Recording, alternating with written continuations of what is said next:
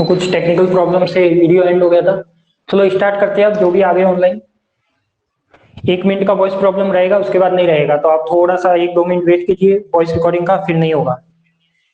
तो आज अपन बात करने वाले, तो कल अपन ने देखा था कि जो क्वांटम मैकेनिक्स का डेवलपमेंट था वो कैसे हुआ, तो मैंने कुछ इंपोर्टेंट पॉइंट बताए थे। तो जो आज कोई नए स्टूडेंट इसमें ऐड हुए हैं, वो आप इसमें जब आप रिकॉर्डेड वाली जो क्लास है, उस रिकॉर्डेड वाली जो कल वाली क्लास थी उसको एक बार देख लीजिएगा। उसके बाद अपन इसको भी इसको तो आप पढ़ लीजिए, और उससे जो पहले वाली क्लास थी वो रिकॉर्डेड वाले ऑप्शन में अवेलेबल है, और उसको मैंने यूट्यूब पर भी अपलोड किया है, तो वहां से भी आप देख सकते हो।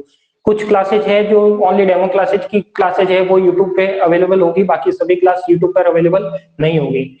तो आज अपन बात करने वाले हैं कि जो क्वांटम मैकेनिक्स का डेवलपमेंट देखा था, किस किस वजह से देखा था। एक तो अपन ने देखा था स्थूल जगत, और एक देखा था अपन ने सूक्ष्म जगत की वजह से।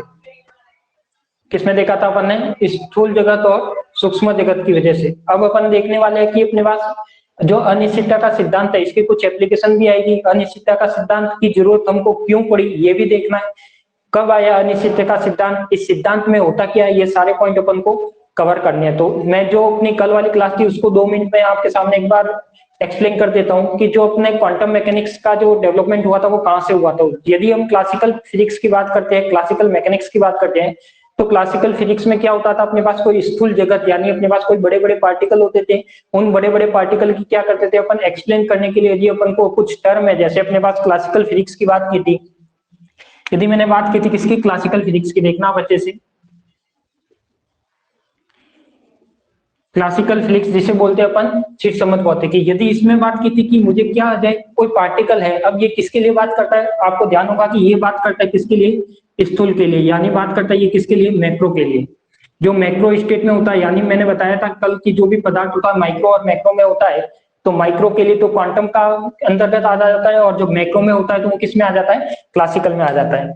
जब मैं बात करता हूँ कि जब कोई पार्टिकल है वो मैक्रो जगत में है या स्थूल जगत में है या स्थूल अवस्था में है, तो उसमें यदि आपके पास कुछ टर्म है जो आपको पता हो जाए, जैसे अपना स्थिति है, पोजीशन है, संवेग है, बल है, ऊर्जा है, और भी बहुत सारी टर्म हो सकती है। यानी ये कुछ टर्म है जो आपको पता हो जाए कि जब क्लासिकल फिजिक्स में कोई माइक्रो स्टेट में कोई कण है, अपने पास कोई पार्टिकल है, उसमें स्थिति, संवेग, बल और ऊर्जा यदि अपन को ये पता लग जाए, तो इसमें होने वाली जितनी भी घटनाएं हैं, होने वाली जितनी भी घटनाएं, सभी घटनाओं का आप अध्ययन कर सकते हो। यही कहता है क्लासिकल मैकेनिक्स की आपके पास कोई, ये कोई पार्टिकल था, ये क्या था, अपने पास कोई पार्टिकल था पी। इस पार्टिकल का मुझे यदि पोजीशन वेक्टर पता लग जाए, तो पोजीशन वेक्टर कब होगा, जब इसको आप फ्रेम ऑफ रेफरेंस में क्या करोगे, ओ पॉइंट से मिलाओगे, तो ये इसका क्या हो जाएगा, पोजीशन वेक्टर। जब आपको पोजीशन वेक्टर मिल गया तो वहां से आप क्या निकाल सकते हो, इसकी वेलोसिटी भी निकाल सकते हो। तो v इज इक्वल टू क्या हो जाएगा, डी आर अपॉन में डी जी। तो इससे आपका क्या निकल जाएगा, v निकल जाएगा। v से आप क्या निकाल सकते हो, a निकाल सकते हो। तो a क्या होगा, जो इसे बोलते हैं अपन त्वरण, dv is equal to dt। जब ये आ गया और पार्टिकल का कोई मास पता है, तो आप यहाँ से क्या निकाल सकते हो, f is equal to m निकाल सकते हो। जब वेलोसिटी पता हो गई, आपको मास पता है, तो आप यहाँ से e is equal to 1/2 mv square ये सब फाइंड आउट कर सकते हो। यानी कोई भी क्लासिकल में पार्टिकल था, उसका अपन को जब स्थिति पता है, संवेग पता है, यहाँ से आप क्या निकाल सकते हो, p is equal to mv से संवेग भी निकाल सकते हो। तो ये सब आपको पास टर्म है, तो मैं कह सकता हूँ कि जो क्लासिकल फिजिक्स में जितनी भी अपने पास सभी संभव घटनाओं की व्याख्या कर सकते हैं, सभी घटनाओं की व्याख्या,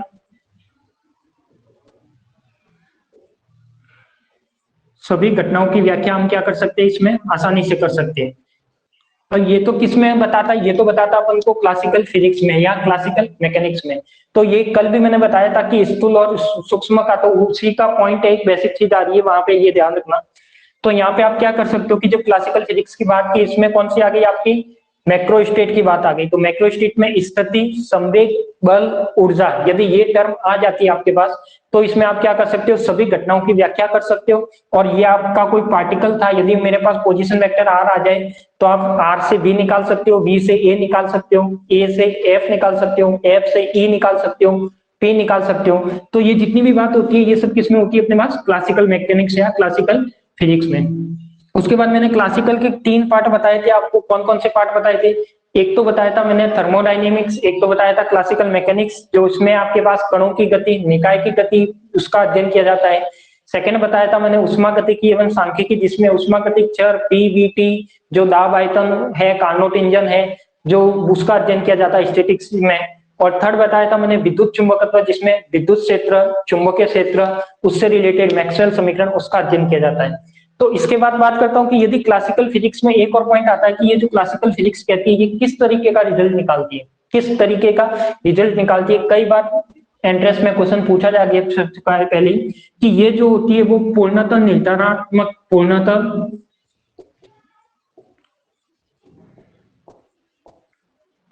पूर्णतः निर्धारणात्मक रिजल्ट या पूर्णतः निर्धारणात्मक रिजल्ट अपन को निकाल के देती है। यानी इसके बारे में आप सब कुछ एक्सप्लेन कर सकते हो किसमें, क्लासिकल मैकेनिक्स में। अब ये तो अपन ने बात की, जो अपन ने कल ही बात की थी उससे रिलेटेड ही बात थी कि जब क्लासिकल फिजिक्स थी, स्थूल अवस्था में था, ये टर्म अपन को पता है, तो इसमें क्या करते हैं अपन, सभी घटनाओं का अध्ययन कर सकते हैं और ये कौन से निर्धारणात्मक यानी पूर्णतः निर्धारणात्मक रिजल्ट देता है, यानी कंप्लीटली रिजल्ट देता है। ठीक है, उसके बाद यदि मैं बात करता हूँ किसकी, क्वांटम की, मैं आपको कल वाला भी बता रहा हूँ और इसके साथ में इसको अनिश्चितता का सिद्धांत क्यों आया वो भी इसी के टर्म से यहाँ से ऐड करके बताऊंगा कि यह अनिश्चितता का सिद्धांत क्यों आया था। तो ये तो आपको पता लग गया कि क्लासिकल जो फिजिक्स कहती है वो क्या कहती है। अब अपन बात करते हैं किसकी, क्वांटम मैकेनिक्स की। तो क्वांटम मैकेनिक्स में मैंने बताया था कि जो भी क्वांटम मैकेनिक्स थी आपके पास, क्या थी अपने पास, क्वांटम मैकेनिक्स थी। इस क्वांटम मैकेनिक्स कौन से जगत की बात करती है, तो ये करती है अपने पास किसकी, सूक्ष्म जगत की। किसकी बात करती है अपने पास, सूक्ष्म जगत की। तो जो क्वांटम मैकेनिक्स है वो बात करती है किसकी, सूक्ष्म की। सूक्ष्म यानी क्या अपने पास, माइक्रो। अब जब सूक्ष्म जगत की बात करती है तो इसमें आप जानते हो, अब जैसे इसमें तो आपके पास जब स्थूल जगत की बात कर रहा था तो यहाँ पे था कि कोई भी पोजीशन वेक्टर, स्थिति बल, ऊर्जा आपको पता लग जाए तो आप यहाँ से क्या कर सकते हो, जितनी भी घटना है इसके पथ का अध्ययन कर सकते हो। क्या कर सकते हो, पथ का अध्ययन भी कर सकते हो, जितनी भी घटना होने वाली है उसका सभी अध्ययन कर सकते हो। और वो जो रिजल्ट बताएगा वो कैसा बताएगा, अपना पूर्ण निर्धारणात्मक रिजल्ट बताएगा। अब यदि मैं कहता हूँ कि क्वांटम मैकेनिक्स यदि माइक्रो स्टेट की बात करता है, सूक्ष्म स्टेट की बात करता है, सूक्ष्म अवस्था में किसी भी कण की बात करता है, तो यहाँ पे मैं कह सकता हूँ जब ये सूक्ष्म कण की बात करता है तो सूक्ष्म कण के आगे अपने पास क्या आना चाहिए कि अपने पास जो कण की प्रकृति है वो, यहाँ पे क्वांटम मैकेनिक्स क्या बताती है कि जो कण की प्रकृति, यहाँ पे तो मैंने क्या माना था, केवल एक कण माना था, एक कण के बेस पे मैंने ये सब निकाल लिया। ठीक है, एक कण के बेस पे मैंने ये सब निकाला और यहाँ से मैंने क्या कर ली, सभी घटनाएं बता दी। अब यहाँ पे क्या होता है कि कणों की द्वैत प्रकृति होती है, ये भी आप जानते हो। क्वांटम मैकेनिक्स में क्या होता है, कणों की द्वैत प्रकृति होती है, ये होती है। और कणों की द्वैत प्रकृति में कौन कौन सा आता है, एक तो कणीय आता है और एक कौन सा आता है, तरंगीय आता है। क्या आता है, कणीय आता है और तरंगीय आता है। तो ये अपने पास आता है कणों की द्वैत प्रकृति में। तो जब सूक्ष्म स्टेट में कणों की द्वैत प्रकृति को डिफाइन करता है, कण का ड्यूल नेचर होता है, एक पार्टिकल भी होता है, एक वेव का भी होता है।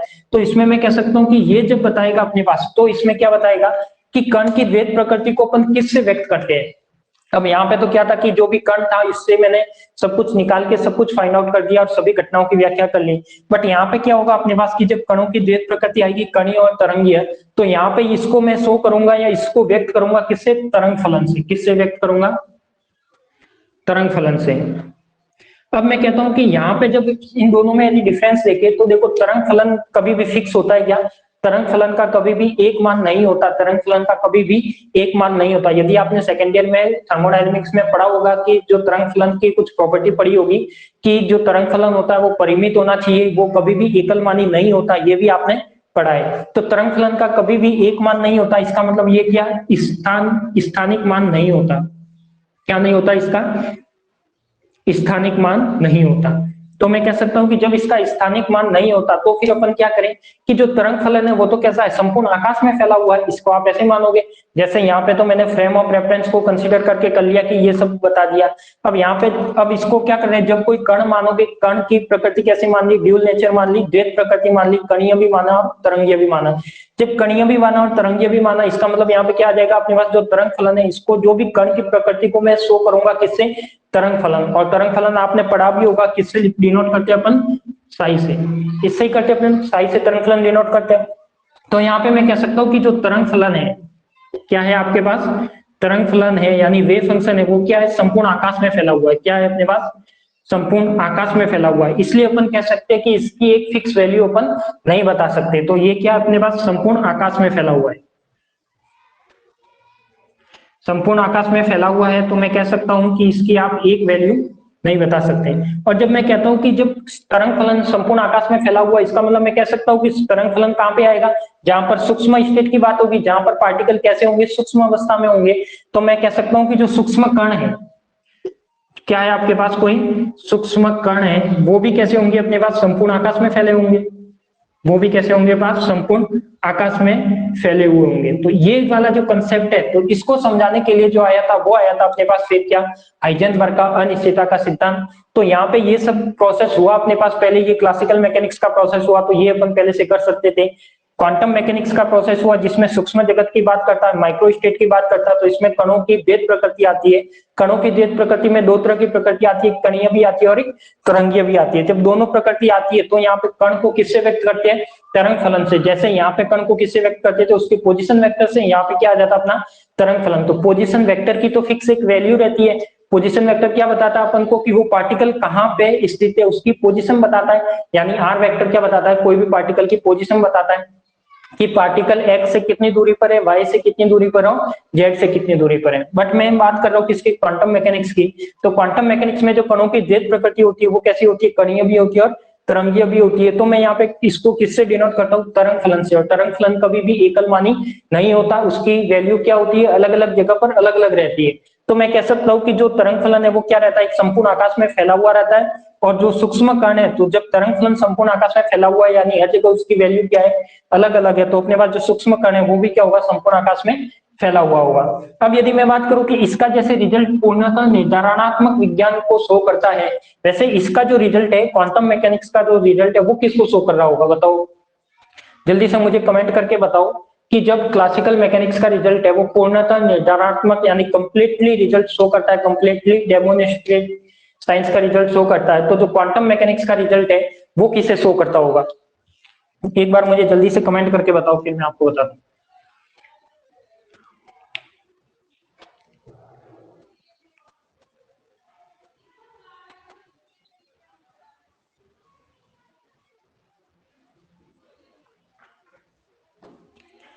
कोई कमेंट करके बता सकता है कि अपनी जो क्वांटम मैकेनिक्स है उसका रिजल्ट कौन क्या शो करता होगा।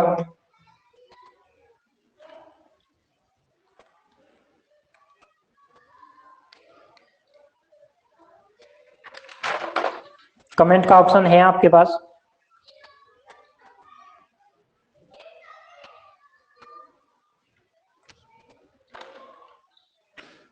नहीं पता किसी को। ये जो शो करता है क्वांटम मैकेनिक्स है वो किसको शो करता है, संभावनात्मक संभावना को शो करता है, यानी संभावनात्मक रिजल्ट को शो करता है। ठीक है, किसको शो करता है, संभावना व्यक्त करता है। यानी जब क्वांटम मैकेनिक्स की बात करें तो क्वांटम मैकेनिक्स का हर एक पॉइंट आएगा वो किसको शो करेगा, अपने पास संभावना को शो करेगा। तो संभावना को शो करेगा, तो मैं कह सकता हूं कि ये कई बार आपके एंट्रेंस एग्जाम में क्वेश्चन पूछा जा चुका है कि क्लासिकल फिजिक्स या चिरसम्मत भौतिकी किसको व्यक्त करता है और जो क्वांटम मैकेनिक्स है वो किसको व्यक्त करता है। तो इस तरीके के ऑप्शन कुछ वहां पे दे दिए जाते हैं। तो यहाँ से क्या हुआ, फिर अपने पास देखो यहाँ से किसका डेवलपमेंट हुआ, यहाँ से आता है अपने पास हाइजेनबर्ग का अनिश्चितता का सिद्धांत। और वो क्या कहता है, तो ये तो क्लासिकल फिजिक्स की बात की, ये अपन ने किसकी बात की, क्वांटम मैकेनिक्स की। जब अपने पास क्वांटम मैकेनिक्स सूक्ष्म अवस्था में कोई भी कण होता है, कणों की द्वैत प्रकृति होती है, कणों की द्वैत प्रकृति को अपन तरंग फलन से लिखते हैं। और तरंग फलन का कभी भी एक ही जगह एक मान नहीं होता, वो बहुत सारे वैल्यू पर डिपेंड करता है, हर जगह उसका मान अलग अलग होगा। तो मैं कह सकता हूँ कि जो तरंग फलन है साई है वो क्या है, संपूर्ण आकाश में फैला हुआ है। जब वो संपूर्ण आकाश में फैला हुआ है, इसका मतलब मैं कह सकता हूँ कि ये क्या करता है, इसका जो रिजल्ट है वो संभावना व्यक्त करेगा।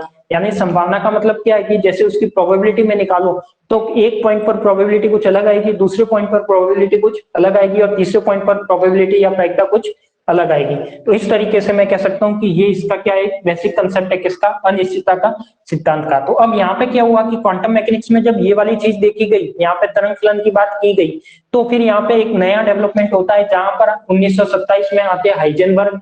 और वो बताते हैं कि यहाँ पे अपन कहते हैं कि तरंग फलन एक कणों की द्वैत प्रकृति को या उसके तरंग फलन को शो करता है। वो क्या बताता है, एक तरह से कण की स्थिति बताता है। जो तरंग फलन बताता है वो क्या बताता है, तरंग जैसे यहाँ पे पोजीशन वेक्टर बताता है, किसी कण की स्थिति बताता है, तो यहाँ पे क्या बताएगा, अपने पास जो तरंग फलन है वो कंप्लीट उस पार्टिकल की व्याख्या करेगा, किस बेस पे, क्वांटम बेस पे। तो इसको आप एक बार नोट कर लीजिए, फिर अपन आगे बढ़ते हैं।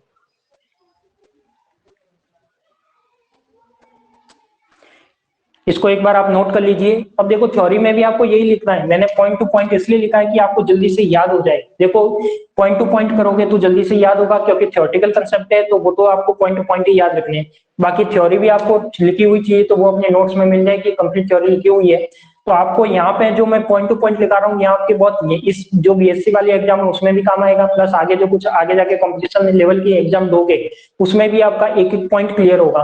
क्योंकि आप जानते हो कि अभी जो बीएससी बीएड और बीएससी थर्ड ईयर वालों का जो पेपर है वो थोड़ा सा पैटर्न चेंज होने लग गया। पहले क्या होता था कि पुराने क्वेश्चन आ जाते थे पुराने पेपर से, अब वो क्वेश्चन नहीं आ रहे, अब उसमें कुछ ना कुछ ऐसे नए क्वेश्चन बैठते ही बैठते हैं। तो इसलिए मैं आपको चाह रहा हूँ कि हर पॉइंट आपका क्लियर हो, कि छोटे से छोटा क्वेश्चन भी आपका कोई गलत ना हो। तो आप इसको नोट कर लीजिए, मैं आपको 2 मिनट का टाइम देता हूँ, फिर अपन आगे बढ़ते हैं।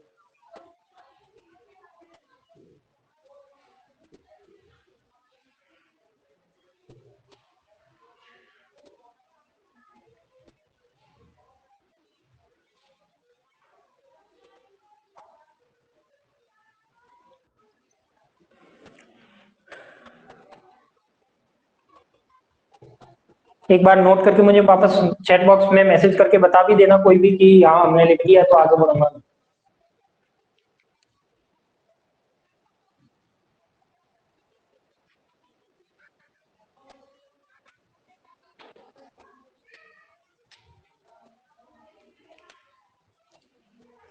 कमेंट करके मुझे बता देना किसी ने लिख दिया हो, तो वापस आगे बढ़ता हूँ फिर।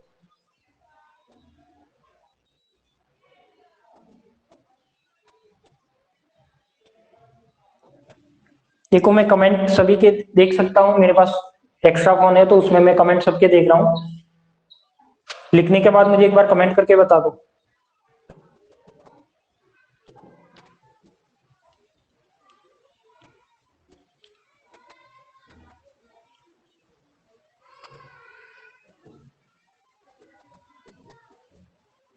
अच्छा हो गया, डन। ठीक है, तो फिर अपन आगे बढ़ते हैं। अब आगे क्या कहता है अपन उसकी बात करते हैं। लिख दिया? तो ये आपको क्लियर समझ में भी आ गया, और इसके जो पहले वाली क्लास है वो भी आप जरूर देखना, तो ये वाला पॉइंट आपका क्लियर हो जाएगा। क्योंकि मैंने कल बात की थी कि जो भी क्लासिकल मैकेनिक्स थी वहां पर ऐसा क्या चेंजेस हुआ कि वहां पे क्वांटम मैकेनिक्स को आने की जरूरत पड़ गई। ठीक है, अब अपन बात करते हैं कि ये सब कंसेप्ट हुआ, अपन क्वांटम मैकेनिक्स में आ गए। क्वांटम मैकेनिक्स और क्लासिकल मैकेनिक्स में क्या क्या डिफरेंस बताया गया वो भी अपन ने देख लिया, कि क्वांटम मैकेनिक्स में एक तरंग फलन की बात की जाती है जिसका एकल मान नहीं हो सकता, जिसमें बहुत सारे मान होते हैं। तो वहां पे क्या हो जाता है, अपने पास एक हाइजेनबर्ग का कंसेप्ट लेके, हाइजेनबर्ग एक नया कंसेप्ट लेके आ जाते हैं। अब वो कंसेप्ट क्या होता है उसकी बात करते हैं। तो यदि मैं बात करता हूँ किसमें, क्वांटम मैकेनिक्स की, और क्वांटम मैकेनिक्स में कौन से लेवल की बात होती है, सूक्ष्म जगत की बात होती है। कौन किसकी होती है अपने पास, सूक्ष्म जगत की। अब सूक्ष्म जगत में अपने पास क्या कहता है कि कभी भी किसी भी एक ही समय और एक ही स्थिति या संवेग पर, या एक ही समय पर किसी स्थिति या संवेग का यथार्थता से मापन नहीं कर सकते। तो हाइजेनबर्ग जो आए उन्होंने क्या बताया कि सूक्ष्म जगत के अंदर की बात करते हैं। तो सूक्ष्म जगत के अंदर की बात करेंगे तो उसमें क्या होगा कि कणों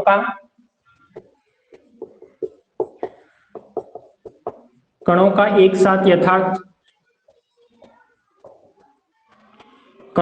साथ यथार्थ मापन, यथार्थ स्थिति तथा संवेग का मापन, स्थिति तथा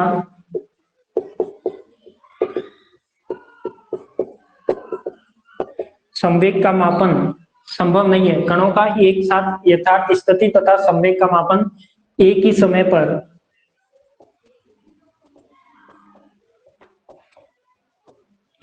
पर संभव नहीं है, तथा इसका अद्वितीय पथ भी ज्ञात नहीं किया जा सकता, तथा इसका यथार्थ अद्वितीय पथ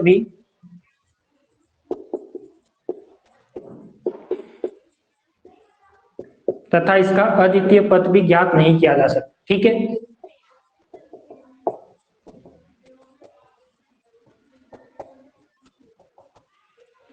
अब यहाँ पे जब क्वांटम मैकेनिक्स में तरंग फलन की बात होती है, सूक्ष्म जगत की बात होती है, तो यहाँ पे ये कंसेप्ट आ जाता है कि जब अपन सूक्ष्म जगत की बात करते हैं तो कोई भी कण है, एक कण की या एक ही समय पर अपन दो कंडीशन को फॉलो नहीं कर सकते।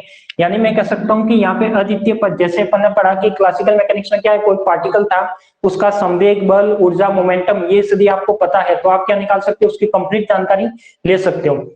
बल्कि क्वांटम मैकेनिक्स में ऐसा नहीं होता कि कोई भी कण है वो क्या है, यदि कणों की द्वैत प्रकृति बताता है तो उसको अपन शो करेंगे तरंग फलन से, और उस तरंग फलन की संपूर्ण जानकारी अपन को नहीं मिल सकती। तो यहाँ पे तो देखो, यहाँ पे पहले ही अपने पास बाउंडेशन लग गई कि एक ही समय में कभी भी दो पोजीशन अपन को याद नहीं की जा सकती। तो यहाँ पे क्या किया, इसका सॉल्यूशन निकालने के लिए 1927 में कौन आए अपने पास, 1927 में आए अपने पास हाइजेनबर्ग।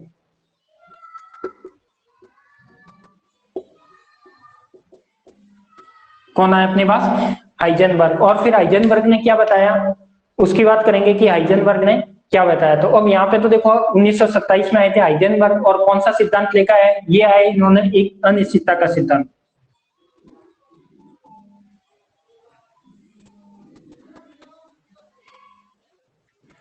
कौन सा सिद्धांत लेकर आए, हाइजेनबर्ग का अनिश्चितता का सिद्धांत। इसीलिए अपन कहते हैं कि ये क्या कहलाता है, हाइजेनबर्ग का अनिश्चितता का सिद्धांत कहलाता है। अब अपन बात करेंगे कि ये अनिश्चितता का सिद्धांत होता क्या है, उसकी बात करेंगे।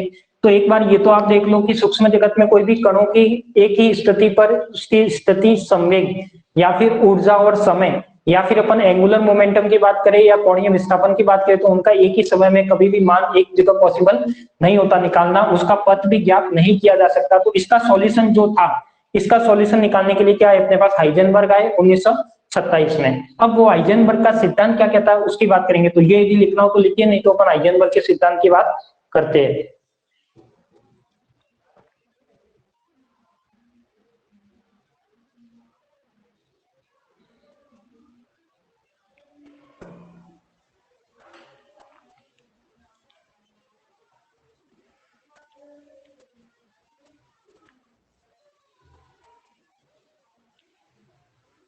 ठीक है, लिख दिया।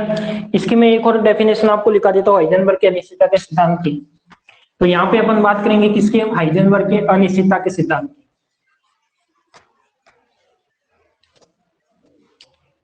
तो यहाँ पे मैं टॉपिक लगा लेता हूँ हाइजेनबर्ग का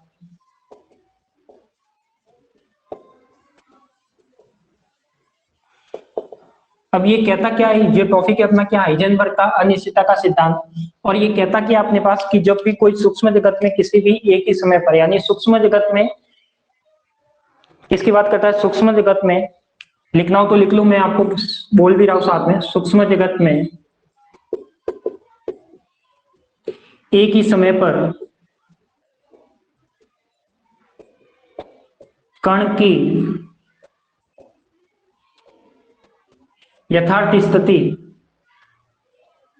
कण की यथार्थ स्थिति एवं संवेग, संवेग का यथार्थ मापन संभव नहीं है, यथार्थ मापन संभव नहीं है। ठीक है, अब यदि मैं कहता हूं कि यथार्थ मापन संभव नहीं है, तो फिर इससे क्या मीनिंग निकलेगा, हाइजेनबर्ग ने इसका सॉल्यूशन क्या निकाला, हाइजेनबर्ग ने इसका सॉल्यूशन निकाला कि अपने पास इसको यदि मैं गणितीय टर्म में या मैथमेटिकल टर्म में शो करूं, तो सूक्ष्म जगत था, सूक्ष्म जगत में अपने पास कौन सी की बात होती है, या तो कोई सूक्ष्म कण हो जैसे इलेक्ट्रॉन की गति, प्रोटॉन की गति, परमाणु क्षेत्र में किसी की भी गति, या फिर अपन कोई एंगस्ट्रॉन रेंज की बात करते हैं जो सूक्ष्म जगत में आता है, तो उसकी बात करते हैं। तो इसमें अपने पास क्या बोला कि एक ही टाइम पर, यानी टाइम क्या होना चाहिए अपने पास, एक ही, मान लिया कि t is equal to 2 second ले लिया आपके पास, क्या ले लिया, t is equal to 2 second ले लिया, t is equal to 2 second पर, यानी एक ही समय पर कण की यथार्थ स्थिति, कण की यथार्थ स्थिति मतलब x, और अपने पास क्या है, संवेग का यथार्थ मान, यानी यथार्थ स्थिति एवं संवेग, संवेग क्या होता है अपने पास p। तो इसमें क्या होती है, कुछ ना कुछ अनिश्चितता आती है। तो अपन कह सकते हैं कि जब एक ही समय पर स्थिति और संवेग का यथार्थ मापन संभव नहीं है, एक ही स्थिति पर संवेग का और स्थिति का यथार्थ मापन संभव नहीं है, तो जब ये वाला मापन संभव नहीं है तो फिर संभव क्या है, वो देखो कि संभव क्या है फिर इसमें। तो संभव है अपने पास ये कि जब अपने पास यथार्थ मापन संभव नहीं है, तो इसको यदि मैं अनिश्चितता से व्यक्त करूं, किससे व्यक्त करूं, अनिश्चितता से। अब अनिश्चितता क्या होती है, ये आपको पहले तो पता होना चाहिए कि ये अनिश्चितता क्या होती है। तो अनिश्चितता में यदि मैं स्थिति में अनिश्चितता की बात करूं, किसकी बात करूं, स्थिति में अनिश्चितता की, और एक मैं बात करता हूं किसकी, संवेग में अनिश्चितता की, किसकी बात करता हूं, संवेग में अनिश्चितता की। तो यहाँ पे मेरे पास दो टर्म आ रही है, तो सबसे पहले मैं लिख रहा हूं, एक तो स्थिति में अनिश्चितता क्या है, डेल एक्स, संवेग में अनिश्चितता क्या ले ली मैंने, डेल पी एक्स। अब हाइजेनबर्ग का जो सिद्धांत है वो क्या कहता है कि जब स्थिति में अनिश्चितता, और संवेग में अनिश्चितता डेल पी एक्स, उसकी जो वैल्यू होती है वो क्या होती है, एच कट बाय 2 से क्या होती है, बड़ी होती है। क्या होती है, एच कट बाय 2 से क्या होती है, बड़ी होती है। अब यहाँ पे आपके पास एक नई टर्म आ रही है, ये एच कट। क्या आ रही है आपके पास, ये एच कट। अब ये एच कट क्या है, सबसे पहले तो इसको भी आपको ध्यान में रखना होगा, क्योंकि आपके लिए तो ये बिल्कुल नई टर्म है कि हमने प्लांक कांस्टेंट एच तो पढ़ा है, बट ये एच कट कहाँ से आ गया, एच कट क्या होता है। तो इसकी भी मैं बात कर रहा हूँ कि ये एच कट क्या होता है। जो एच कट है, ये एच कट होता है आपके पास, H cut is equal to H upon में क्या होता है, 2 पाई होता है। क्या होता है, h cut is equal to H upon में 2 पाई। एच की वैल्यू आप जानते हो क्या होता है, ये अपना है प्लांक कांस्टेंट। क्या है अपने पास, प्लांक कांस्टेंट है। और ये जो कांस्टेंट कहलाता है वो कहलाता है अपने पास रिड्यूस प्लांक कांस्टेंट। क्या कहलाता है, रिड्यूस प्लांक कांस्टेंट, या फिर आप इसे रिड्यूस कांस्टेंट भी बोल सकते हो। अब इन दोनों में डिफरेंस क्या है, इन दोनों में डिफरेंस ये है कि इसकी वैल्यू कितनी होती है, इसकी वैल्यू होती है 6.62 10 की पावर माइनस 34 होती है, और इसकी वैल्यू कितनी होती है 1.054 इंटू 10 की पावर माइनस 34। यानी डिफरेंस क्या होगा इसमें, देखो इसमें डिफरेंस क्या होगा कि इसमें जब एच में 2 पाई का आप डिवाइड देते हो तो आपके पास ये वाला रिजल्ट आएगा। तो जब एच कट की वैल्यू आपको रखनी है तब तो क्या हो जाएगा, ये हो जाएगा। और जब इसकी वैल्यू रखनी है प्लांक कांस्टेंट की, तो वैल्यू क्या आ जाएगी आपके पास, ये वाली वैल्यू आ जाएगी। तो ये जो एच कट है वो क्या है अपने पास, जब अपन सूक्ष्म जगत की बात करते हैं, माइक्रो स्टेट की बात करते हैं, तो माइक्रो स्टेट में अपन काम में लेते हैं क्या, एच कट। क्या काम में लेते हैं, एच कट।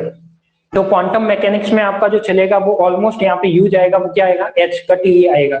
तो एच की जगह अपन को क्या काम में लेना है, एच कट। और एच कट में रिलेशन क्या होता है, h cut is equal to H upon में 2 पाई होता है। तो ये तो क्या था अपने पास, हाइजेनबर्ग का अनिश्चितता का सिद्धांत बताता है। तो सिद्धांत क्या बताता है कि सूक्ष्म जगत में एक ही स्थिति पर या एक ही समय पर किसी भी कण की स्थिति और उसके संवेग में यथार्थता से मापन संभव नहीं होता। क्या नहीं होता, यथार्थता से एक ही समय पर मापन संभव नहीं होता। ठीक है, तो ये क्या बताता है, अपना हाइजेनबर्ग का अनिश्चितता का सिद्धांत बताता है। इसके बाद अपन क्या कह सकते हैं, इसके बाद अपन कह सकते हैं कि जो x और px है उसमें अनिश्चितता मिनिमम कितनी हो सकती है। एक क्वेश्चन ये भी आपको पूछा जाता है कि ये x है, x यानी कि अपने पास स्थिति में अनिश्चितता, स्थिति में अनिश्चितता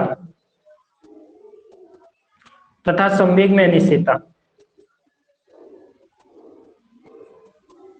तथा संवेग में अनिश्चितता।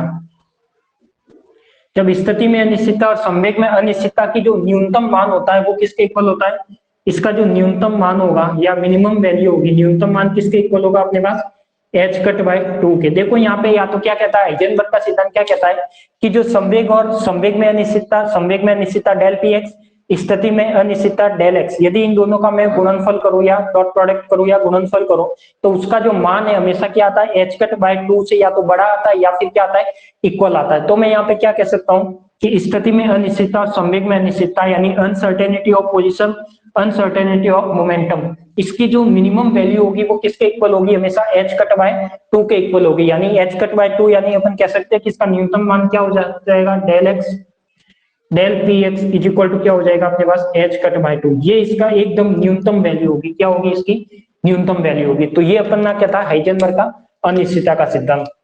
तो आपको अनिश्चितता का सिद्धांत समझ में आ गया होगा कि डेल एक्स और डेल पी एक्स की जो मल्टीप्लाई की वैल्यू है वो हमेशा एच कट बाय 2 से क्या होती है, बड़ी होती है। एच कट और एच में रिलेशन क्या होता है, ये कहलाता अपना रिड्यूस प्लांक कांस्टेंट, ये कहलाता अपना प्लांक कांस्टेंट। इसकी वैल्यू होती है 6.62 10 की पावर माइनस 34, इसकी वैल्यू होती है 1.054 इंटू 10 की पावर माइनस 34। अब इसमें डिफरेंस क्या है दोनों में कि अपन ने एच कट क्यों काम में लिया, तो जब अपन माइक्रो स्टेट की बात करते हैं, सूक्ष्म जगत की बात करते हैं, और हमेशा क्वांटम मैकेनिक्स सूक्ष्म जगत की ही बात करती है, तो इसलिए मैंने यहाँ पर क्या काम में लिया है, एच कट काम में लिया है। ठीक है, यदि आप इसको एच में कन्वर्ट करते हो तो ये क्या हो जाएगा, एच में कन्वर्ट करोगे तो एच की जगह एच कट बाय 2 पाई लिखोगे तो ये क्या हो जाएगा, एच बाय 4 पाई। तो इसका आप ये भी रिलेशन सही कह सकते हो कि जो डेल एक्स है और जो डेल पी एक्स है वो क्या होगा, ग्रेटर देन होगा एच अपॉन 4 पाई। तो ये भी रिलेशन आपका सही है। तो ऑब्जेक्टिव क्वेश्चन में कई बार ये पूछा जाता है कि हाइजेनबर्ग का अनिश्चितता का सिद्धांत कौन सा सही है, तो इसमें इस तरीके से कुछ वैल्यू दे दी जाती है, उसमें हो सकता है एच की फॉर्म में दे, हो सकता है एच कट की फॉर्म में दे, और या फिर उसका पूछे न्यूनतम मान, तो न्यूनतम मान क्या होता है इसका, ये होता है। तो ये एक बार नोट कर लीजिए। ये एक नोट करिए, फिर मैं आगे बढ़ता हूँ।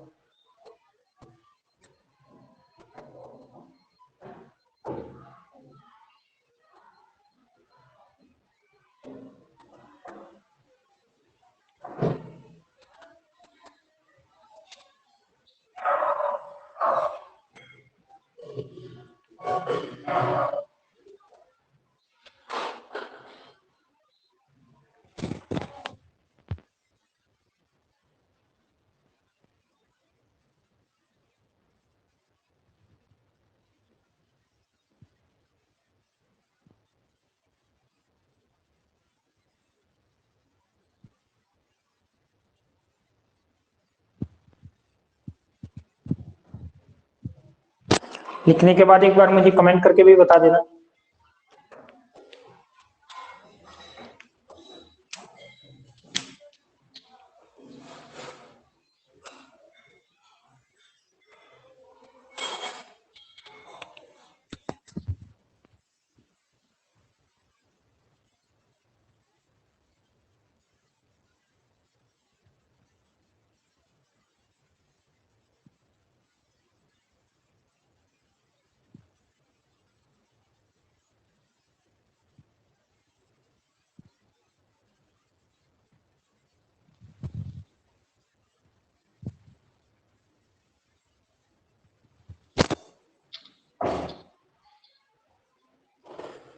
सबका हो गया?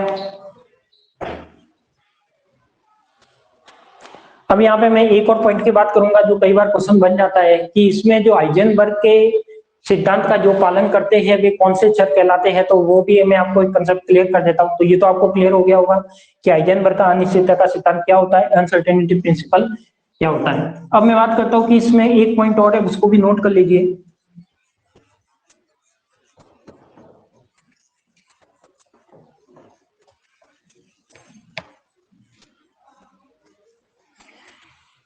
एक पॉइंट है जो कई बार एग्जाम में पूछा जाता है कि वे चर यानी वे वेरिएबल,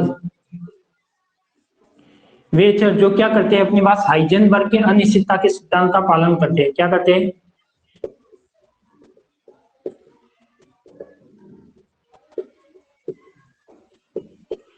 अनिश्चितता सिद्धांत का पालन करते हैं। तो वे चर जो अनिश्चितता के सिद्धांत का पालन करते हैं वो क्या कहलाता है अपने पास, वो कहलाता है कि वे चर जो हाइजेनबर्ग के अनिश्चितता का सिद्धांत का पालन करेंगे वो कहलाएंगे अपने पास संयुग्मी चर। क्या कहलाएंगे अपने पास, संयुग्मी चर, जिसे बोलते हैं अपन क्या, कॉन्जुगेट वेरिएबल। क्या कहलाएंगे, कॉन्जुगेट वेरिएबल, जिसे बोलेंगे अपन विहित संयुग्मी चर। अब ये कौन कौन से होते हैं जिसको भी बात करनी होगी।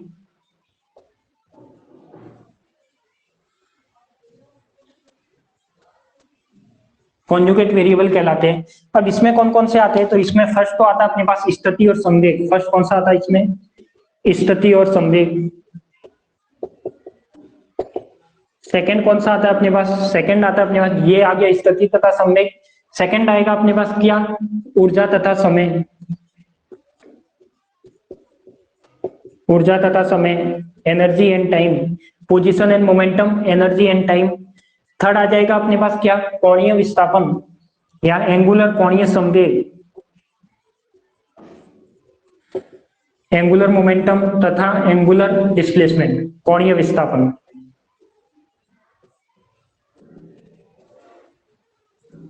क्या आ जाएगा, ये तीनों क्या कहलाएंगे अपने पास, तो वे चर जो हाइजेनबर्ग की अनिश्चितता का सिद्धांत का पालन करते हैं। तो इसमें टोटल 3 वेरिएबल आते हैं। कौन कौन से वेरिएबल आते हैं, विहित संयुग्मी चर कहलाते हैं, कॉन्जुगेट वेरिएबल कहलाते हैं जो हाइजेनबर्ग की अनिश्चितता के सिद्धांत का पालन करते हैं। एक तो आ जाएगा अपने पास पोजीशन एंड मोमेंटम यानी स्थिति तथा संवेग। सेकंड आ जाएगा ऊर्जा तथा संवेग, एनर्जी एंड टाइम। थर्ड आ जाएगा अपने पास एंगुलर मोमेंटम, कोणीय संवेग, जिसे अपन एल से व्यक्त करते हैं।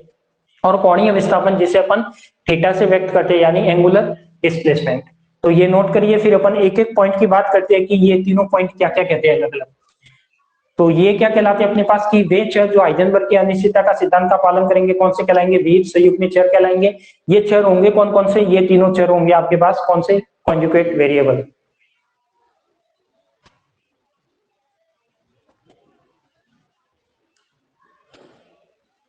इसमें आगे आपको जोड़ना हो इंग्लिश में तो कॉनोनिकल भी बोल सकते हो, कॉनोनिकल कंजुगेट वेरिएबल भी संयुग्मी चर।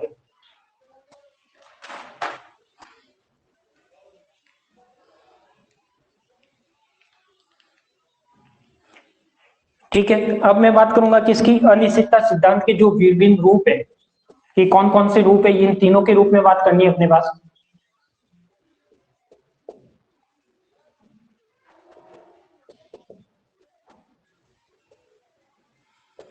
तो अनिश्चितता सिद्धांत के जो रूप आएंगे वो कौन कौन से आएंगे उसकी एक एक करके बात करेंगे। तो फर्स्ट रूप तो आएगा अपने कौन सा, स्थिति तथा संवेग का, सेकंड आएगा ऊर्जा तथा समय का, और थर्ड आएगा अपने पास कोणीय विस्थापन और कोणीय डिस्प्लेसमेंट। अब अपन बात करते हैं, फर्स्ट बात करते हैं किसकी, स्थिति तथा संवेग की।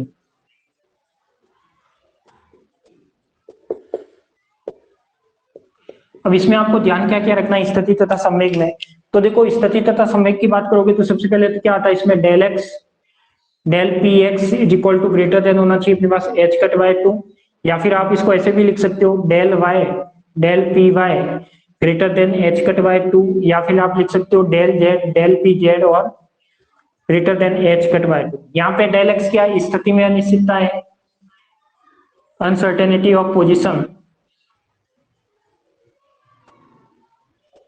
ये कितना अपने पास डेल एक्स, संवेग में अनिश्चितता कितनी है अपने पास,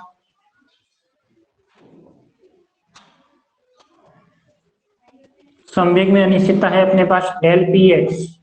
ठीक है, और इसकी न्यूनतम वैल्यू की बात करें तो वो कितनी होगी अपने पास एच कट बाय 2। अब मैं क्या कहता हूं कि स्थिति तथा संवेग क्या कहती है, एक एक पॉइंट वाइज नोट करना। ये तो हाइजेनबर्ग की क्या है प्रिंसिपल है जो ये तीनों को व्यक्त करेगा, तीनों पोजीशन में और मोमेंटम के तीनों टर्म में। अब यदि मैं कहता हूं एक पॉइंट ये कहता हूं कि स्थिति और संवेग का मापन तो संभव है, लेकिन क्या इसमें एक ही समय पर मापन संभव नहीं है। ये लाइन आप याद रखना कि हाइजेनबर्ग के अनिश्चितता के सिद्धांत से बात करें तो आप देखो स्थिति का मापन, स्थिति आप निकाल सकते हो, यदि संवेग निकालना चाहो तो निकाल सकते हो। कैसे, ये कहता है कि जब संवेग निकालना है या स्थिति निकालनी है तो आप निकाल सकते हो, बट अपन कह सकते हैं कि हाइजेनबर्ग तो बताता क्या है, एक ही समय पर मापन संभव नहीं है, यानी स्थिति तथा संवेग, स्थिति तथा संवेग में मापन तो संभव है। क्या लिख सकता हूं मैं, मापन तो संभव है, यानी आप उसकी यथार्थ स्थिति निकाल तो सकते हो, परंतु कब नहीं निकाल सकते, परंतु एक ही समय पर, एक ही समय पर यथार्थता से मापन संभव नहीं है, यथार्थता से दोनों में मापन संभव नहीं है।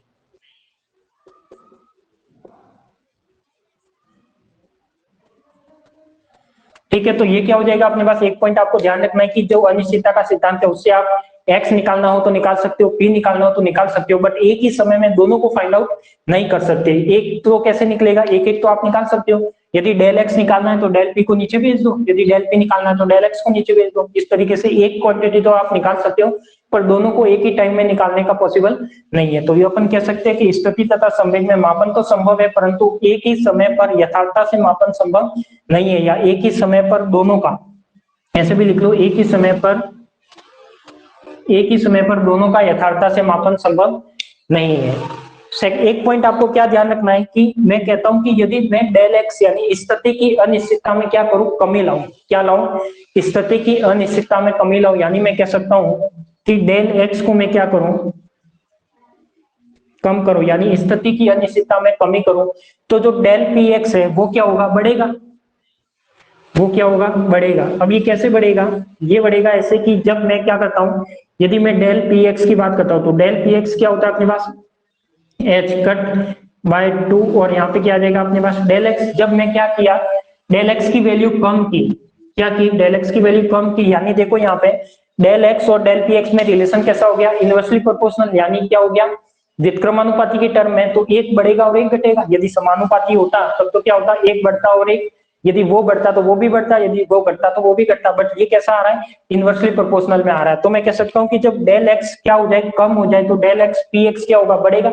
यानी स्थिति में अनिश्चितता को यदि मैं कम करूं तो संवेग में अनिश्चितता क्या होगी, बढ़ेगी। इसका मीनिंग क्या होगा यहाँ पे कि यदि मैं स्थिति की अनिश्चितता में कमी करूं,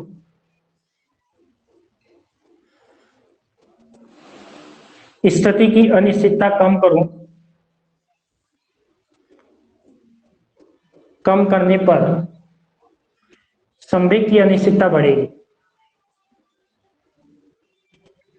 संवेग की अनिश्चितता क्या होगी? बढ़ेगी।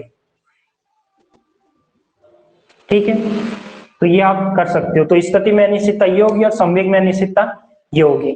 अब इसमें और आप क्या कह सकते हो कि जब मैं डेल एक्स को यदि कम कम कितना कर सकते हो, डेल एक्स को जीरो, जब भी मैं डेल एक्स को यदि जीरो कर लेता हूं, डेल एक्स को यदि मैं जीरो कर लेता हूं, तो मैं कह सकता हूं कि डेल पी एक्स क्या होगा? सबसे ज्यादा हो जाएगा। तो डेल पी एक्स सबसे ज्यादा कितना हो सकता है अपने पास?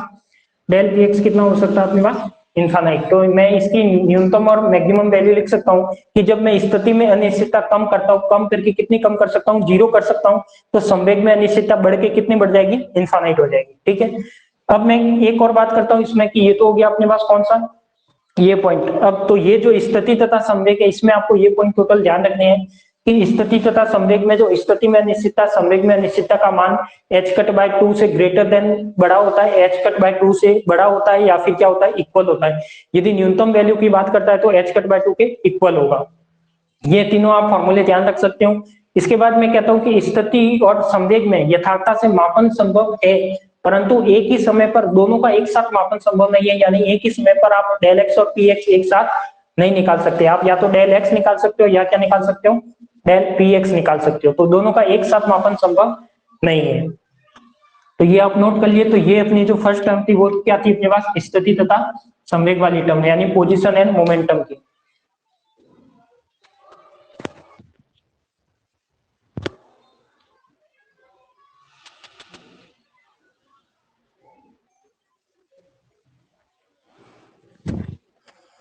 नोट कर लीजिए इसे। इस बार मैं जो भी आपको करा रहा हूँ वो एकदम लेवल का करा रहा हूँ कि एक भी पॉइंट इसमें छोड़ूंगा नहीं कि आपके एग्जाम में कुछ ना कुछ चेंजेस आ रहा है। अब हर क्वेश्चन में आपका चेंजेस पूछा जाता है। आपने यदि पेपर देखे होंगे तो आपको पता भी होगा। इसलिए कोई ऐसी रिस्क लेनी नहीं है कि अपन एक भी पॉइंट छोड़े। एक एक पॉइंट को मैं क्लियर करता हूँ, क्या बढ़ना चाहिए, क्या घटना चाहिए, कब उसमें चेंजेस होगा, कब नहीं होगा। तो स्थिति तथा संवेग में अनिश्चितता समझ में आ गई होगी। स्थिति में अनिश्चितता, संवेग में अनिश्चितता, दोनों का मापन तो संभव है, परंतु एक ही समय पर दोनों का एक साथ मापन संभव नहीं है। और डेल एक्स को मैं यदि कम करता हूं तो संवेग की अनिश्चितता क्या होनी चाहिए? बढ़नी चाहिए। यदि मैं इसका ऑपोजिट कहता हूं कि संवेग की अनिश्चितता क्या करता हूं? कम करता हूं, तो डेल एक्स की बढ़ेगी। बात तो एक ही है जो मैंने यहाँ पे किया है। तो इसका मैं ऑपोजिट भी कर सकता हूँ। यदि डेल पी एक्स को मैं जीरो करता हूँ, क्या करता हूँ? डेल पी एक्स को मैं यदि जीरो करता हूं तो डेल एक्स क्या हो जाएगा अपना? इनफाइनाइट हो जाएगा। दोनों एक दूसरे के कैसे? इनवर्सली प्रोपोर्शनल है। तो ऐसे भी आप कह सकते हो। तो मैंने एक पॉइंट बता दिया, दूसरा पॉइंट आप इसमें क्लियर कर सकते हो इसका ऑपोजिट भी। ठीक है, लिखिए इसको जल्दी से।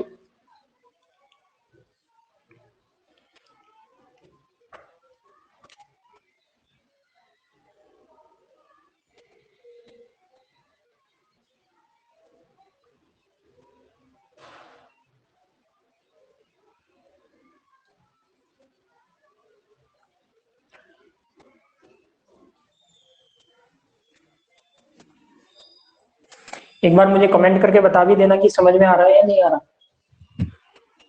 एक बार मुझे कमेंट करके बता दो समझ में आ रहा है नहीं आ रहा।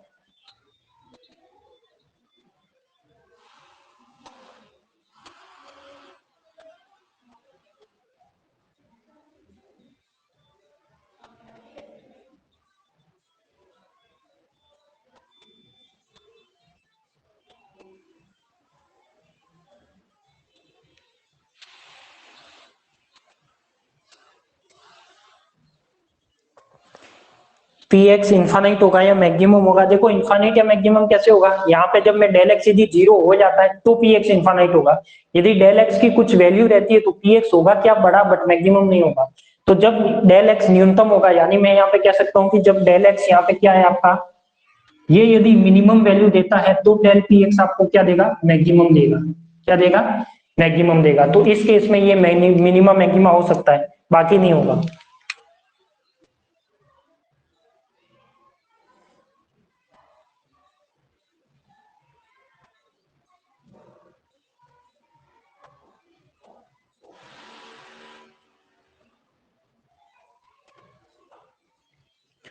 लिख लीजिए इसको। फिर मैं दूसरे टर्म की बात करता हूँ। जो अपना दूसरा वेरिएबल आएगा वो आएगा एनर्जी तथा टाइम का।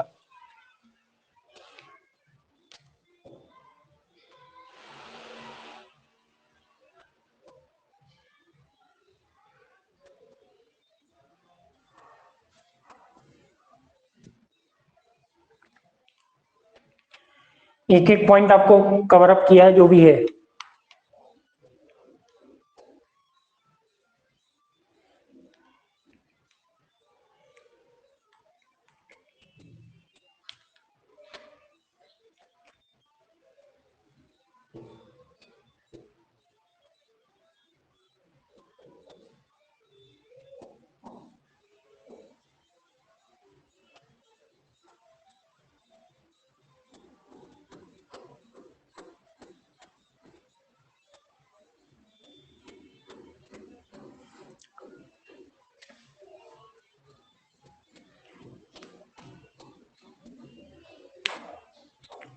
लिख दिया होगा तो मैं आगे बढ़ूं, सेकंड पे आऊं? बताइए एक बार मुझे कमेंट करके।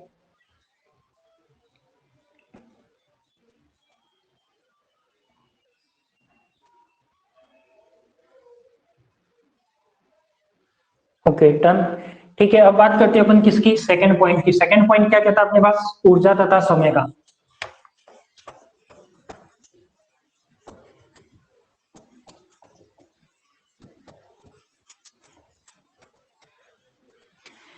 सेकंड पॉइंट आता है अपने पास क्या, ऊर्जा तथा समय।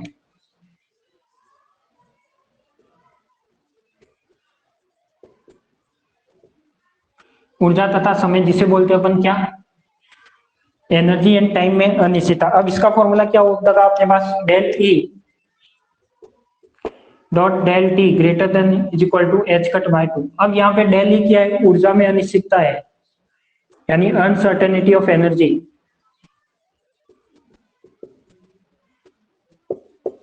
ऊर्जा में अनिश्चितता डेल ई है, समय में अनिश्चितता कितनी है,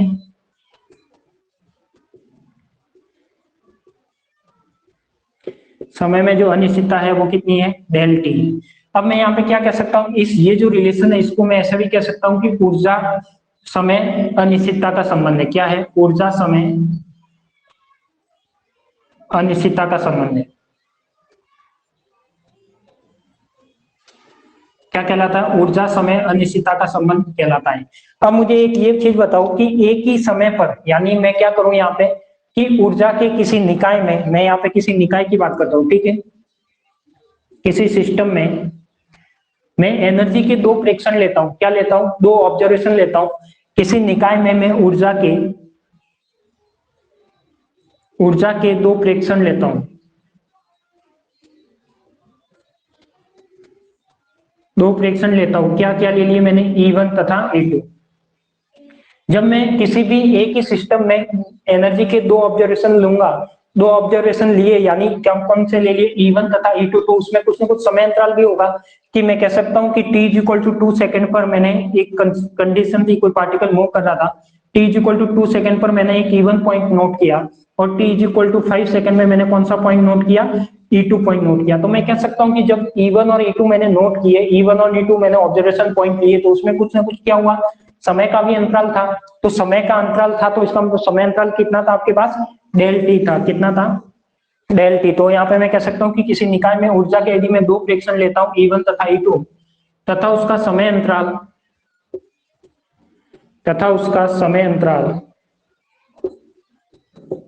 समय अंतराल कितना हो आपके पास, डेल टी हो, समय अंतराल कितना हो उसका, डेल टी हो, तो फिर मैं हाइजेनबर्ग के अनुसार इसका जो मान होगा वो कितना होगा। तो मैं लिख सकता हूं कि जब समय अंतराल डेल टी हो तो जिसका मान h कट बाय 2 से हमेशा बड़ा होगा, h बाय कट बाय 2 से हमेशा बड़ा होगा, हमेशा बड़ा होगा या बराबर होगा, बड़ा होगा या बराबर होगा। तो अपन कह सकते हैं कि जब ऊर्जा और समय की बात करते हैं तो इसमें ये पॉइंट आपको ध्यान रखने की, del E dot del t is equal to greater than equal to H cut by 2। H cut क्या है, रिड्यूस कांस्टेंट है, जिसकी वैल्यू 1.054 इंटू 10 की पावर माइनस 34। यहाँ पे ऊर्जा में अनिश्चितता डेल टी है, या समय सॉरी डेल ई है, समय में अनिश्चितता डेल टी है, और किसी निकाय में मैं एनर्जी के दो प्रेक्षण लेता हूँ तो उसमें कुछ ना कुछ समय अंतराल आएगा, कितना, डेल टी। तो उसके लिए जो मान होगा वो क्या होगा, एच कट बाय 2 से हमेशा क्या होगा, बड़ा होगा या बराबर होगा। ये भी नोट कर लीजिए आप, जिसका मान h कट बाय 2 से हमेशा बड़ा होगा या बराबर होगा, या फिर कह सकते हो कि h कट बाय 2 से छोटा कभी नहीं होगा, h कट बाय 2 से छोटा कभी नहीं होगा। एक ही बात है दोनों पॉइंट की।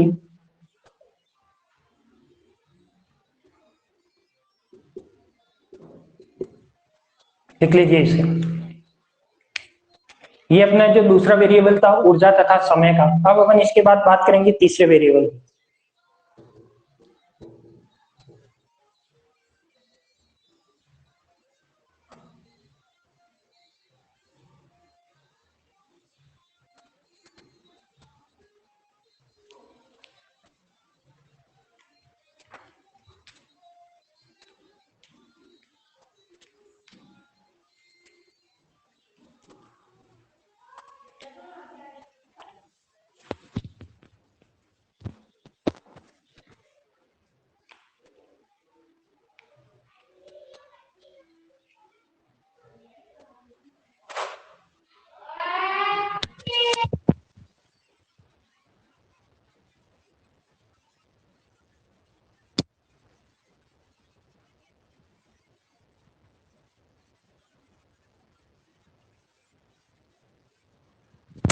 लिखने का एक बार मुझे बता देना, लिखने के बाद लिख दिया हो तो थर्ड वेरिएबल को बताता हूँ फिर।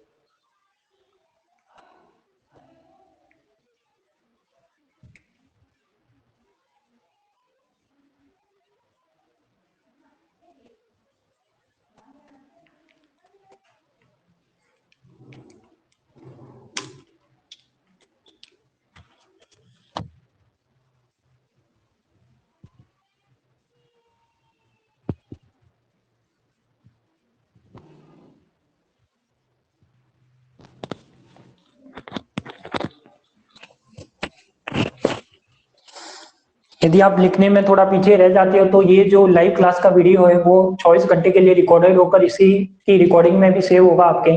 तो क्लास जब एंड होगी तो उसके बाद भी आप उसको आराम से इजीली वे में 2 बार देख के लिख सकते हो। तो आप उसको डाउनलोड भी कर सकते हो और लिख भी सकते हो, दोनों ऑप्शन अवेलेबल रहेंगे आपके पास। अब यदि मैं थर्ड पॉइंट की बात करता हूँ, वो आता है अपने पास क्या, कोणीय विस्थापन तथा कोणीय संवेग का। थर्ड जो वेरिएबल आता है वो क्या आता है, कोणीय संवेग तथा कोणीय विस्थापन का।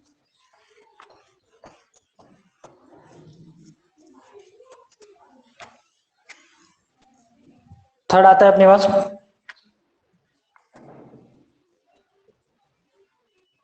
कोणीय संवेग यानी एंगुलर मोमेंटम तथा कोणीय विस्थापन का।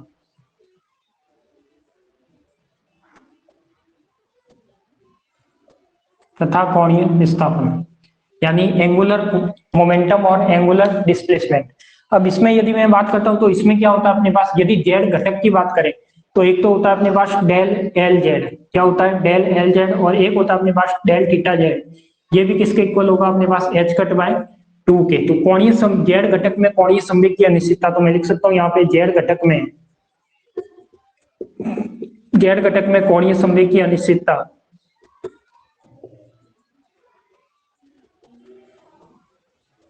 वो कितनी हो जाएगी आपके पास डेल एल जेड, और जो जेड घटक में कोणीय विस्थापन में अनिश्चितता होगी,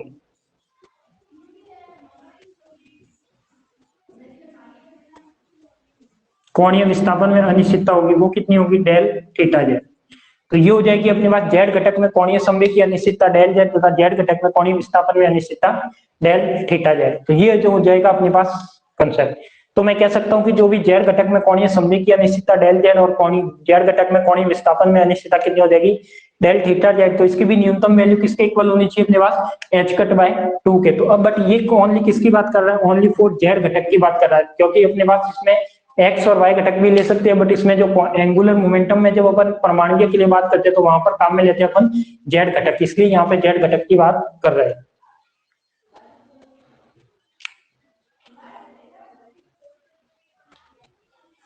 अब मैं कहता हूं कि ये वाला तो नोट कर लीजिए, फिर मैं आपको एक एग्जांपल देता हूं कि अनिश्चितता का एग्जांपल क्या होता है। ये आपका थर्ड वेरिएबल था, तो इस तरीके से तीनों वेरिएबल हो गए जो विहित संयुग्मी चर कहलाते हैं, जो हाइजेनबर्ग की अनिश्चितता का सिद्धांत का पालन करते हैं। फर्स्ट स्थिति तथा संवेग, सेकंड ऊर्जा तथा समय, तथा थर्ड कोणीय संवेग तथा कोणीय विस्थापन।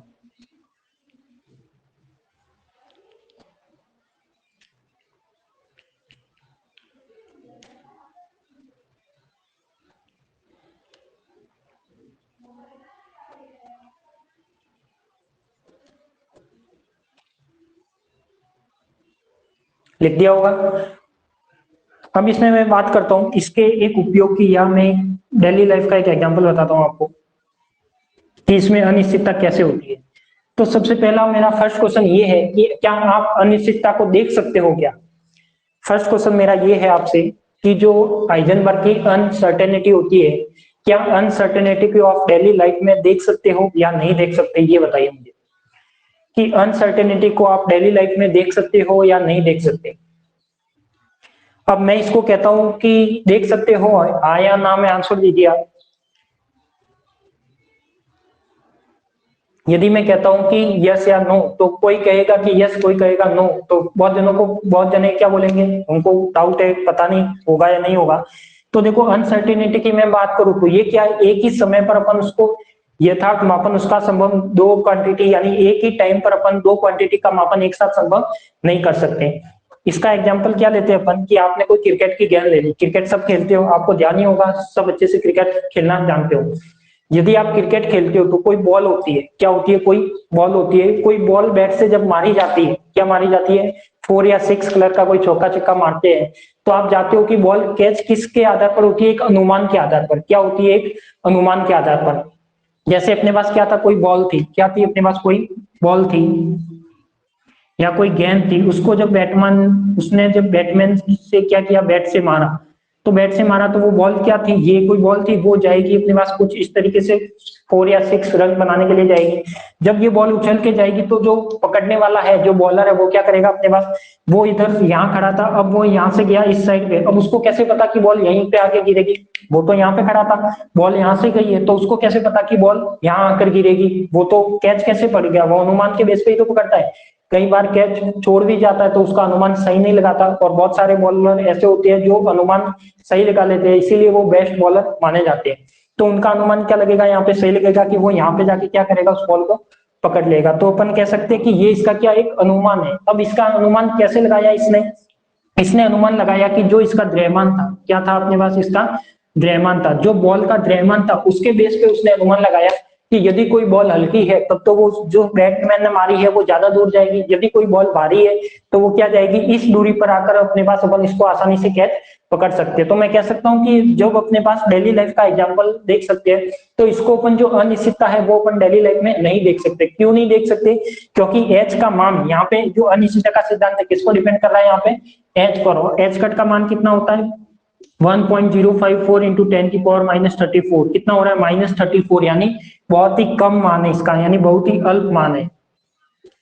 क्या है अपने पास, बहुत ही अल्प मान है। और जब भी बहुत ही अल्प मान है, इसका मतलब मैं कह सकता हूं कि इसको आप देख नहीं सकते, क्या नहीं कर सकते, इसको नहीं देख सकते, देख नहीं सकते। तो जब अपने पास कोई द्रव्यमान होता है, अब जैसे ये वाली बॉल थी, इसको तो अपन देख सकते थे, जब अपन इसको देख सकते थे, उसका द्रव्यमान था, तो उसके बेस पे अपन ने अनुमान लगा लिया कि ये बॉल यहाँ पर आकर गिरेगी, इसलिए मैंने यहाँ पे जाके क्या पकड़ लिया, इसको कैच कर लिया।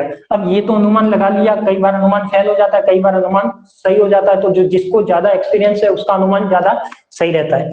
अब यहाँ पे मैंने बात की कि जो डेली लाइफ में अपन बात करते हैं कि जो एच कट की वैल्यू है वो क्या रहती है, बहुत ही कम रहती है, इसलिए अपन अनसर्टेनिटी को कभी भी देख नहीं सकते। यदि मैं इलेक्ट्रॉन की बात करता हूं तो इलेक्ट्रॉन क्या रहता है अपने पास, इलेक्ट्रॉन के भी मास कितना रहता है अपने पास, E = 9.1 इंटू 10 की पावर -31 kg रहता है।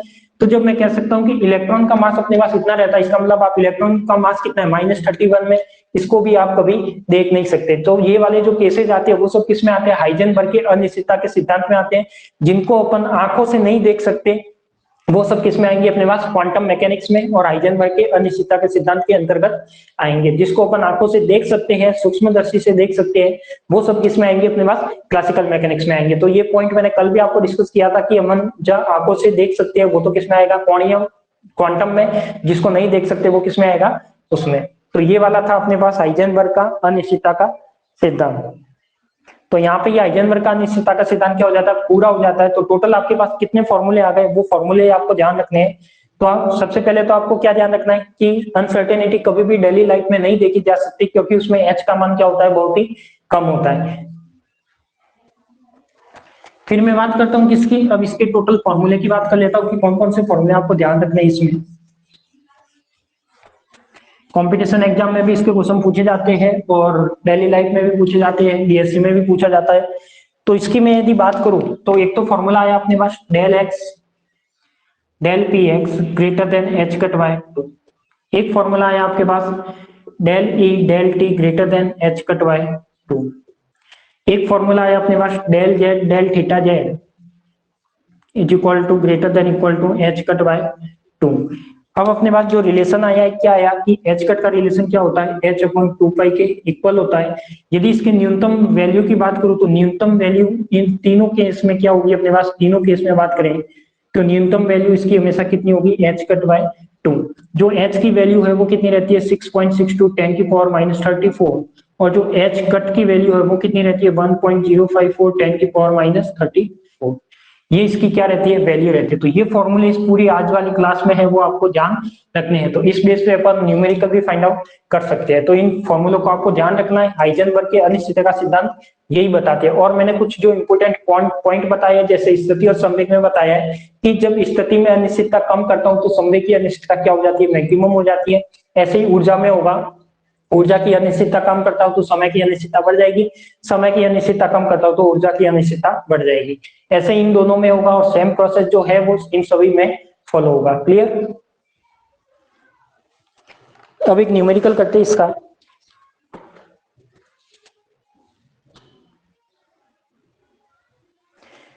क्वेश्चन में यहां पे लिख लेता हूं कि यदि इलेक्ट्रॉन की स्थिति में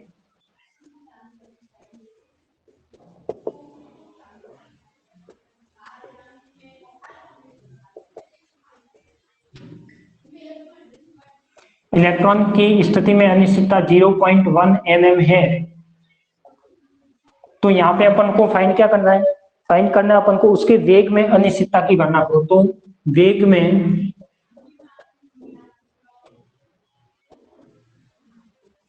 अनिश्चितता की गणना करो। तो यहां से अपन को निकालना है। तो देखो सबसे पहले तो न्यूमेरिकल में क्या दे रखा है वो बात करते हैं।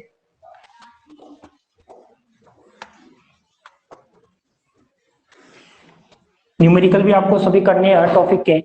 तो फर्स्ट बात करते हैं कि अपन जब इलेक्ट्रॉन की स्थिति में अनिश्चितता कितनी है, यानी अपन को यहाँ पे दे रखा है डेल एक्स। तो गिवन किया अपन को डेल एक्स, तो del x is equal to कितना है 0.1 nm, ठीक है, नैनोमीटर है। इसको जब मैं मीटर में कन्वर्ट करूंगा तो क्या होगा 0.1 10 की पावर 9 मीटर हो जाएगा। इसका यदि मैं ये पॉइंट हटाऊंगा तो ये क्या आ जाएगा ये, तो इसको मैं ऐसे लिख सकता हूँ 1 इंटू 10 की पावर माइनस 10, ये 10 ऊपर जाएगा तो क्या हो जाएगा -10 मीटर हो जाएगा। निकालना क्या अपन को डेल पी एक्स की वैल्यू निकालनी है, यानी संवेग में सॉरी वेग में अनिश्चितता निकालनी है, यानी वी निकालना है। तो अब फॉर्मूला आपके पास क्या होता है, फॉर्मूला होता है आपके पास del x del P X equal to greater than H cut by 2 होता है। यदि मैं पी इक्वल टू क्या रख सकता हूँ, आप जानते हो कि जो डेल पी एक्स है उसकी जगह मैं रख सकता हूँ एम डेल वी एक्स। देखो मास में कभी भी अंतर नहीं आएगा, पार्टिकल की वेलोसिटी में अंतर आएगा। तो अनिश्चितता किस में होगी, वेलोसिटी में होगी, ना कि मास में। तो यहाँ पे एम क्या हो रहेगा कांस्टेंट। तो यहाँ पे मैं ऐसे लिख सकता हूँ del x m del v x greater than equal to H cut by 2 हो जाएगा। अपन को क्या स्थिति दे रखा है डेल वी एक्स निकालना है। तो डेल वी एक्स क्या आ जाएगा अपने पास greater than is equal to H cut by 2 M और डेल क्या आ जाएगा अपने पास एक्स। तो ये वाली वैल्यू आ जाएगी। अब इसमें जब ये वैल्यू रखोगे तो ये वैल्यू क्या देगी अपन को, वी एक्स निकालना है। तो वी एक्स से आप यहाँ पे मान निकाल सकते हो। तो ये क्या आ जाएगा अपने पास, यदि न्यूनतम वैल्यू वेग में अनिश्चितता की बात की है तो अब ग्रेटर देन इक्वल निकालो या न्यूनतम निकालो। तो ये क्या हो जाएगा del v x is equal to H cut की वैल्यू कितनी है 1.054 10 की पावर माइनस 34 अपॉन में कितना आ जाएगा m कितना है 2, तो ऐसे का ऐसे m कितना है, m कौन सा होगा किसका है इलेक्ट्रॉन का। तो इलेक्ट्रॉन का मास कितना होता है 9.1 इंटू 10 की पावर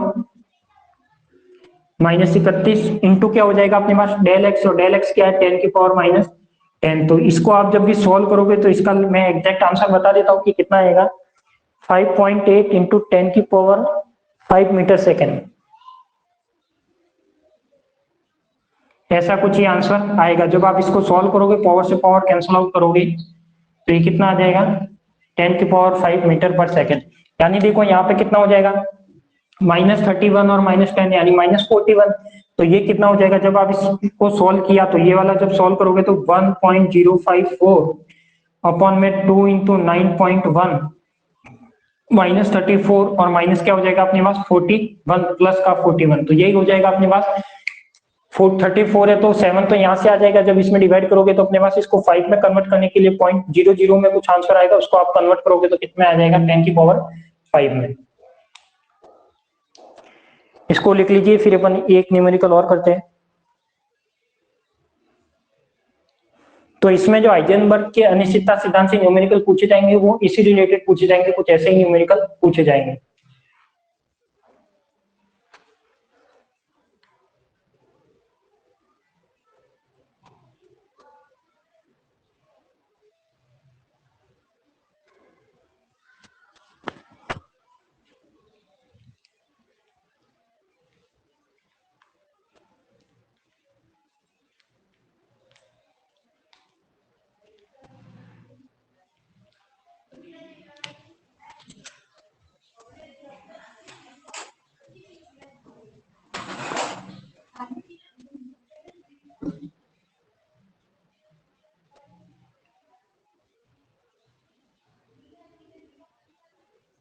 लिख दिया होगा। नेक्स्ट क्वेश्चन की बात करते हैं। नेक्स्ट क्वेश्चन क्या है अपने पास कि रडार का स्पंद काल 0.25 माइक्रो सेकेंड है। तो सेकेंड क्वेश्चन मैं यहां पे लिख देता हूं कि एक रडार का स्पंद काल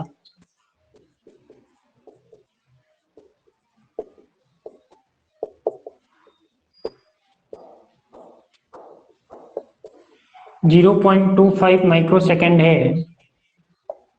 तो निकालना क्या अपन को इसमें, फोटोन की ऊर्जा में अनिश्चितता की कोटि क्या है। फोटोन की ऊर्जा में अनिश्चितता की कोटि क्या है।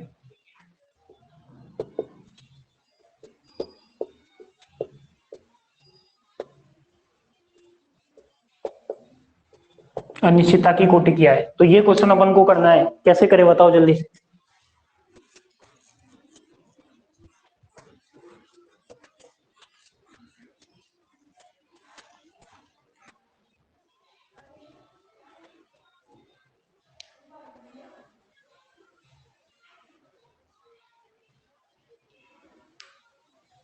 कर सकते हो, क्योंकि अपने पास फॉर्मूला क्या होता है, देखो क्या क्या गिवन है यहाँ पे। एक तो गिवन है स्पंद काल। स्पंद काल का मतलब होता है एक अंतराल, यानी डेल टी। डेल टी दे रखा है अपन को सेकंड में है, तो 0.25 माइक्रो सेकंड है। इसको मैं कन्वर्ट करूंगा तो क्या हो जाएगा 0.25 इंटू 10⁻⁶ सेकंड। ये होगा अपने पास माइक्रो सेकंड का क्या हो जाएगा -6। उसके बाद क्या हो गया, एक फोटोन की ऊर्जा में अनिश्चितता यानी डेल ई अपन को निकालना है। तो फॉर्मूला क्या था आपके पास, del E dot del T greater than equal to H cut by 2।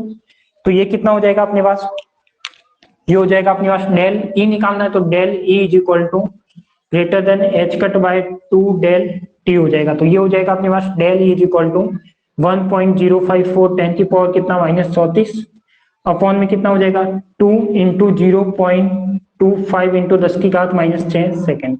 तो ये जो टोटल आंसर देगा अपन को del E is equal to, इसको जब आप सॉल्व आउट करोगे तो ये आंसर देगा 1.32। अब इसको जब ये क्या निकाल रहे अपन, एनर्जी निकाल रहे हो, तो ध्यान रखना कि एनर्जी किसमें निकालनी है, हमेशा इलेक्ट्रॉन वोल्ट में। तो यहाँ पे मैं क्या कर लेता हूँ, मल्टीप्लाई डिवाइड कर लेता हूँ इलेक्ट्रॉन वोल्ट और इलेक्ट्रॉन वोल्ट। तो इसकी तो मैं वैल्यू रख लेता हूँ। इलेक्ट्रॉन वोल्ट की वैल्यू कितनी होती है, 1 इलेक्ट्रॉन वोल्ट की वैल्यू होती है 1.6 इंटू 10⁻⁻19। तो ये जब वैल्यू इसकी जगह तो वैल्यू रख लो और इसको वैल्यू में रख लो, तो del E is equal to कितना आ जाएगा 1.32 10⁻�9। 1.32 इंटू 10⁻�9 इलेक्ट्रॉन वोल्ट। ये मैंने सॉल्व किया हुआ है, तो वही एग्जाम्पल वही आंसर आपको बता रहा हूँ जो मैंने सॉल्व करके पहले किए। तो इसका जो आंसर आ जाएगा वो क्या आ जाएगा, del is equal to 1.32 10⁻�9 electron volt आ जाएगा। क्लियर। तो ये था अपने पास एक क्या, हाइजेनबर्ग का अनिश्चितता का सिद्धांत। अब इसकी कुछ एप्लीकेशन आएगी, वो अनुप्रयोग क्या क्या आएंगे, तो वो अनुप्रयोग अपन कल वाली क्लास में पढ़ेंगे। तो अनुप्रयोग में क्या क्या आएगा अपने पास, एक तो हाइड्रोजन एटम की मूल स्तर ऊर्जा स्तर, यानी हाइड्रोजन एटम की ground state energy. Ground state energy. फिर आ जाएगा अपने पास सरल आवर्ती दोलक की ग्राउंड स्टेट एनर्जी।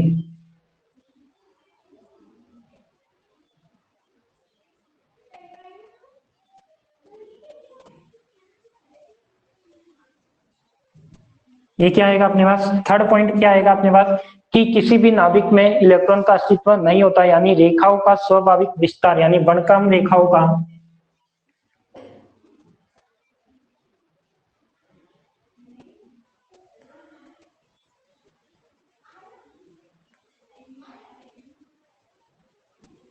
और फोर्थ पॉइंट क्या आ जाएगा जिसमें कह सकते हैं कि नाभिक में इलेक्ट्रॉन का अस्तित्व नहीं होता, नाभिक में इलेक्ट्रॉन का अस्तित्व नहीं होता।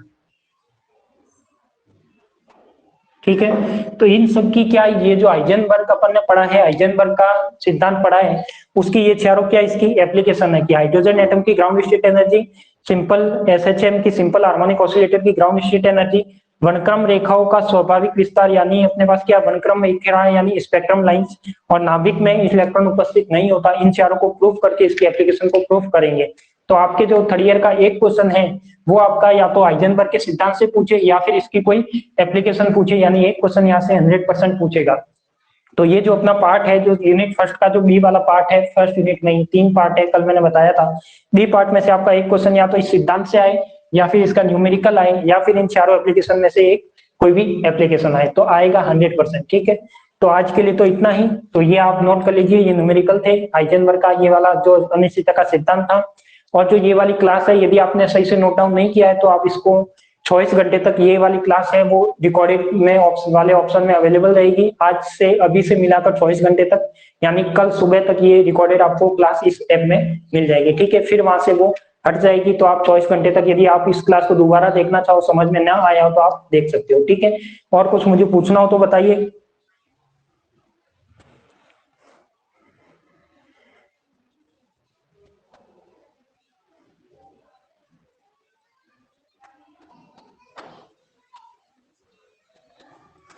बताइए कुछ पूछना हो तो।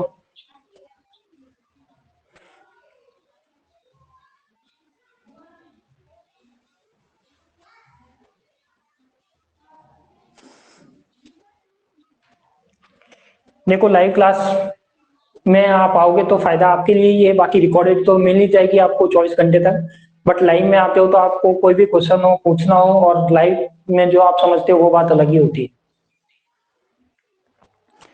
और भी कुछ अपने पास 5 से 7 सीट अभी लेफ्ट में है, यानी 5 से 7 सीट अभी तक खाली है, यानी बहुत सारों के रजिस्ट्रेशन हो चुके हैं। एक बार रजिस्ट्रेशन अपन पेड वाले में कर देंगे, फिर उसमें और सिलेक्टेड स्टूडेंट आएंगे, सभी नहीं आएंगे, तो सिलेक्टेड अपन को सिलेक्टेड स्टूडेंट ही चाहिए और सिलेक्टेड को ही अपन पढ़ाएंगे, क्योंकि अपन को रिजल्ट की जिम्मेदारी भी लेनी है और रिजल्ट की गारंटी भी मुझे लेनी है। और यदि आपके कोई सीनियर स्टूडेंट है तो कल उनके क्वांटम मैकेनिक्स और न्यूक्लियर फिजिक्स का पेपर हुआ है, जो अपनी एप्लीकेशन से जुड़े हुए थे, उनको आप पूछ लेना कि उनका पेपर कैसा हुआ है, क्या अपने नोट्स से जो मेरे द्वारा पढ़ाया गया था उससे एक भी क्वेश्चन मार गया है क्या।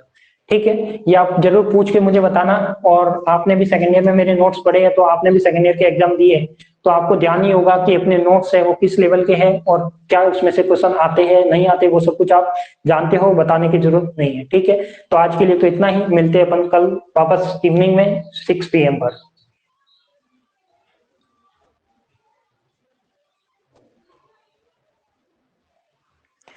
क्लास सैटरडे संडे ही चलेगी? नहीं नहीं, डेली चलेगी।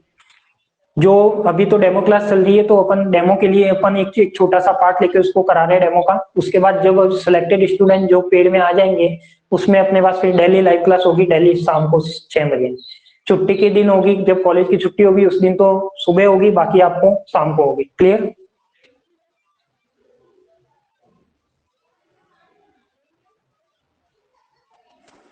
बताओ, और किसी को कुछ पूछना हो तो बताओ।